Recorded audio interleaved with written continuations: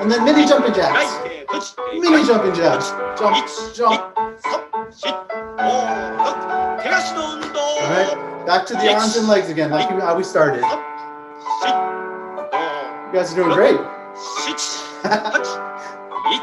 We're going to talk about three amazing companies that within the wellness and fitness space that in very different ways approach their global growth, international expansion.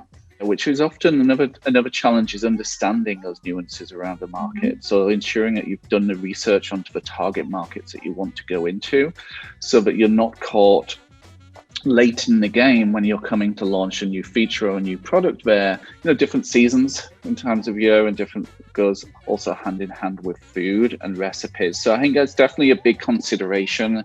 For nutrition as a whole is how much you can localize, like direct translations of recipes, for example, globally.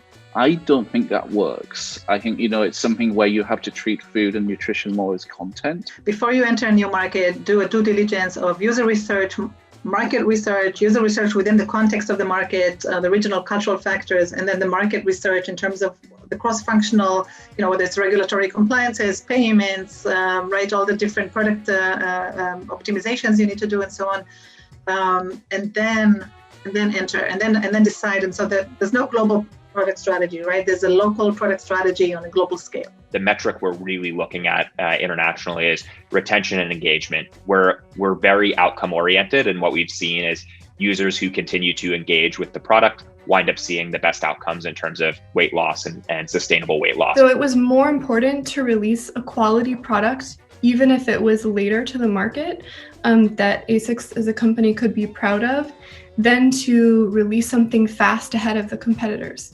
So and then there are Nordic walkers, right? It's like a concept that helped you.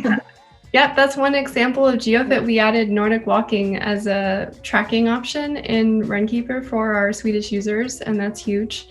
There's a big culture around it. But then there's other regions where that adaptation is not as quick, and that can be maybe because,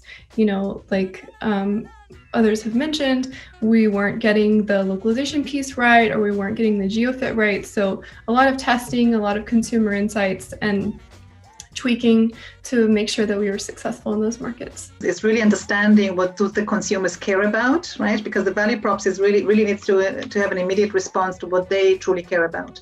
And that varies in different regions, and really understanding them within the cultural context of their regional environment. Trying to get like a good walk or jog in every day is the goal. And with, 1.5 feet of snow on the ground, it's been a little bit demoralizing. I think I've kind of flipped more to just tracking my kind of metrics more and trying to kind of be more in tune and aware of my body and my kind of core health metrics. Some things I do on a daily basis is I get enough sleep, I drink plenty of water, I make time for mindfulness like meditation, and then I add in movement, and that could be running. I do run every week, but also dancing with my family or going on a walk around the block.